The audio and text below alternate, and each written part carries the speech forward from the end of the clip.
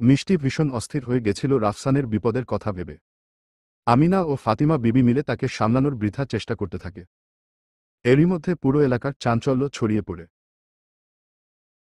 ২১ শতাব্দীর মধ্যে মার্সেই শহরে তো বটেই, ফ্রান্সে এমনকি ইউরোপেও এটা সবথেকে বড় ট্র্যাজেডি ছিল। অনেকেই নিজেদের আত্মীয় স্বজনকে নিয়ে দুশ্চিন্তা করছে। ধারণা করা হচ্ছিল এই বিস্ফোরণের ফলে হাজার হাজার মানুষ মারা যেতে পারে।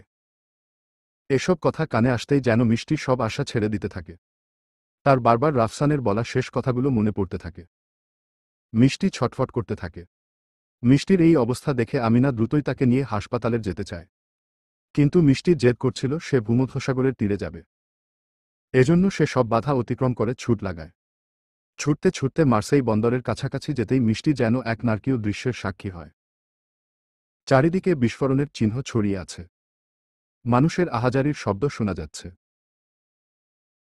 কত মানুষের লাশ ছড়িয়ে ছিটিয়ে আছে চারিদিকে। এলাকাটা পুরো পুলিশ বাহিনী সহ উদ্ধারকর্মীরা ঘিরে রেখেছে। মিষ্টিকে ছুটে আসতে দেখেই একজন পুলিশ তাকে ঘিরে ধরে বলে, কোথায় যাচ্ছেন আপনি? এই জায়গাটায় সাধারণ মানুষের প্রবেশ নিষেধ করা হয়েছে। আপনি ফিরে যান। মিষ্টি করুণ কণ্ঠে বলে, দয়া করে আমায় যেতে দিন। আমার স্বামী, ও এই বিস্ফোরণের ফলে হারিয়ে গেছে। ওর সাথে যখন আমি কথা বলছিলাম তখনই আমি এই বিস্ফোরণের শব্দ শুনতে পাই। তারপর থেকে ওর সাথে যোগাযোগ করতে পারছি না। ও এই বন্দরের কাছেই ছিল। দেখুন, আমি আপনার পরিস্থিতিটা বুঝতে পারছি। কিন্তু এখানে আপনার স্বামী সহ আর হাজার হাজার মানুষ হারিয়ে গেছে। অনেকে আহত হয়েছে, অনেকেই বা সকলের স্বজনই আপনার মতোই ব্যবহার করছে। আমি এটাও জানি, বিপদে পড়লে মানুষের মাথা কাজ করে না। কিন্তু আপনারা আমাদেরকে আমাদের কাজটা সঠিকভাবে করতে দিন। এই স্থানে এখন সাধারণ মানুষের প্রবেশ করা যাবে না। এখানে আরও কোন বিস্ফোরক দ্রব্য থাকতে পারে। তাই জনসাধারণের নিরাপত্তার জন্যই এই ব্যবস্থা নেয়া। তাছাড়া এত এত ধ্বংসস্তূপের মধ্যে থেকে আপনি কাউকে খুঁজেও পাবেন না। তাই আমি অনুরোধ করছি, আপনি একটু ধৈর্য ধরুন। ধৈর্য ধরে দেখুন, হয়তো আপনার স্বামীকে খুঁজে পাওয়া যাবে। আপনি আপনার নাম, আপনার স্বামীর নাম আর তার কোন ছবি থাকলে থানায় গিয়ে ডায়েরি করে রাখুন। সেখানে থেকেই আমরা আপনার স্বামীর কোন খোঁজ পেলে আপনাকে জানাব। মিষ্টি অসহায় কণ্ঠে বলে, আপনারা বুঝতে পারছেন না কেন? আমার স্বামীর সাথে আমার ভীষণ জরুরি কথা আছে। আমি আমি মা হতে চলেছি। এই সুখবরটা এখনো অবধি ওকে জানাতে পারিনি। দয়া করে আমায় যেতে দিন। এই সুখবরটা ওকে দিতে হবে। এমন সময় আমিনা সেখানে ছুটে আসে।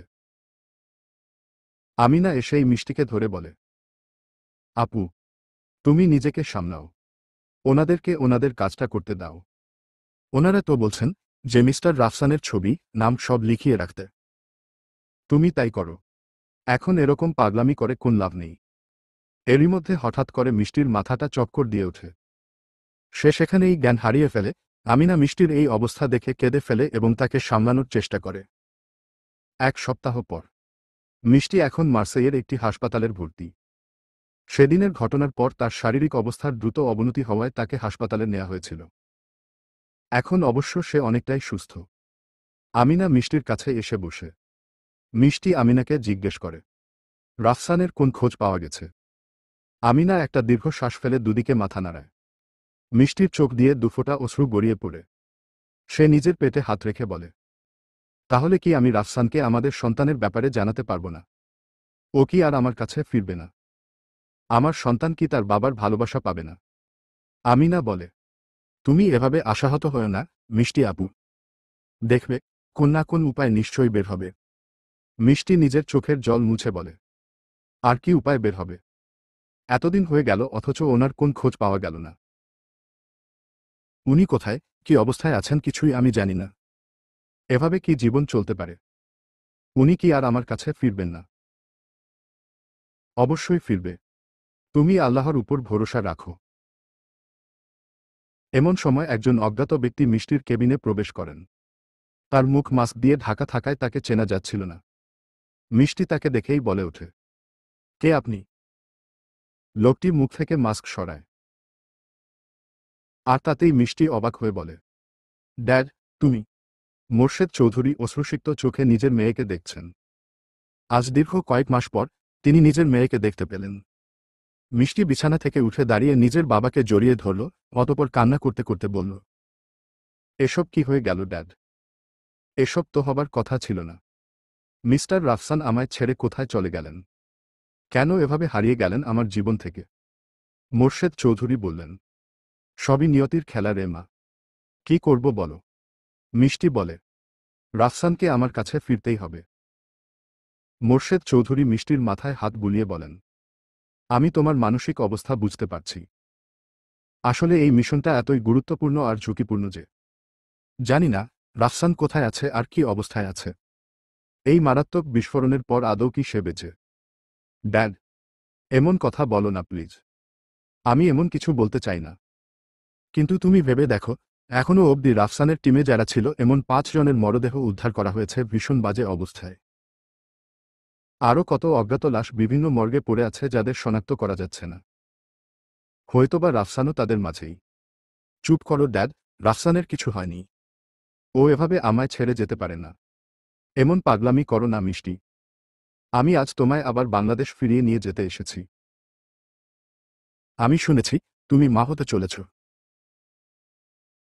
এই পরিস্থিতিতে আমি কিছুতেই তোমায় এখানে রাখতে পারবো না। রাফসানকে তো আমি রক্ষা করতে পারিনি, কিন্তু তোমার বা তোমার সন্তানের কোন ক্ষতি আমি হতে দেব না। তোমায় আর এক মুহূর্তও এখানে থাকতে হবে না। মিষ্টি বলে, না, আমি এখান থেকে কোথাও যাব না। যতক্ষণ না রাফসানের খোঁজ পাওয়া যায় ততক্ষণ আমি মার্সেই শহরের বাইরে এক পাও রাখব না।